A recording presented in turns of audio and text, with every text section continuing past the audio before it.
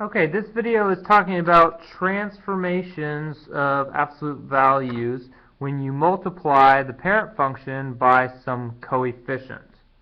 Okay, so we would have, I went ahead and graphed the parent function already so that we didn't have to waste time on that. So let's go ahead and start with f of x is equal to 2x. Now before we do, if we keep in mind the linear function, okay, I'm going to represent it with my pencil. The linear function, when we multiply by 2, it went under a vertical stretch, and the distance doubled. Okay, when it was 1/2 x, the distance was cut in half, right? It was a vertical shrink. And when it was negative x, it reflected over the x-axis. So let's see what happens here. F of x equals 2 times the absolute value of x. Okay, if we have if we have x is equal to 0, then we should have, I'm going to go ahead and I'm going to write it over here so I have enough room. If x is equal to 0, then we'd have 2 times the absolute value of 0, which is just 0. We should have a point here at the origin. Okay, if you're not sure how to calculate things, then refer to my absolute value calculation videos. Returning to this, if x is 1, then we'd have absolute value of 1 is 1 times 2 is 2, and we should have a point at 1, 2. Okay, if x is negative 1, then f of x is 2 times the absolute value of negative 1, which is 2. And we should get a point right here. And so if I keep making points, I should get a function that looks something like this. Sorry, it's a little wiggly. Okay, but these should be straight lines. And so if we look at this, the distance from here is half the distance of here. Or in other words, we've just doubled our distance, right, when we multiply it by 2. We just doubled our distance, the same way as the linear function. Okay. Let's see here. F of x is equal to 1/2 times the absolute value of x. So if we have the absolute value is equal to 0, then our f of x is also equal to 0. And we should have a point here.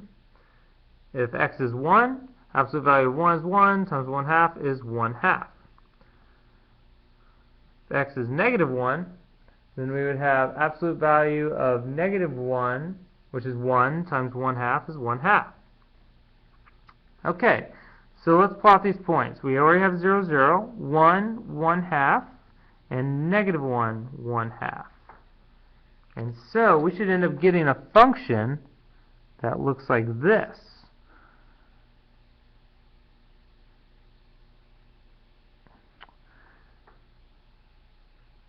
And if you look at the heights, my height here is twice that of my height here. Or in other words, this height is half of this height. Right? Which would make sense. F of x is 1/2 of absolute value of x. The parent function, this is 1/2 the height of the parent function. Right?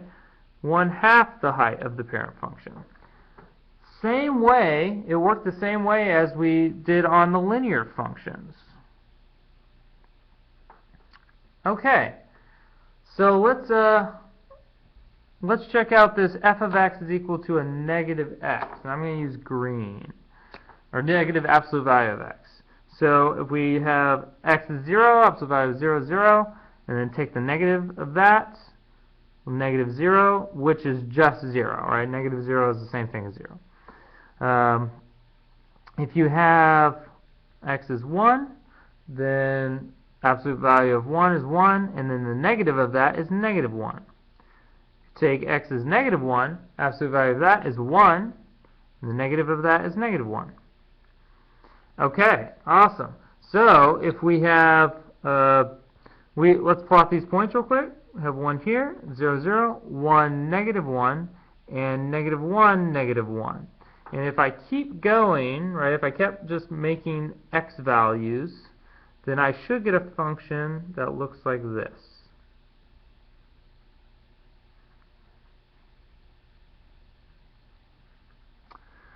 And notice the parent function here. Last time we talked about the linear function being a reflection if it was the negative x.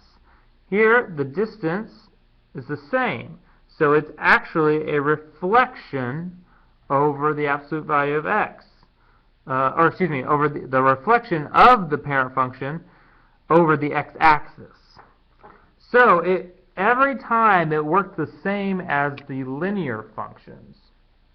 So we could say that when we multiply by a coefficient a, f of x is equal to a times the absolute value of x, then we would end up getting a shrink, a vertical shrink. I'm running out of room here. Here, I'll just move it down. So we would either be getting a vertical shrink, and that's when a is between 0 and 1. It would be a vertical shrink. Okay. When a, let's see, part 2, when a is bigger than 1, then it is a vertical stretch. And 3, when a is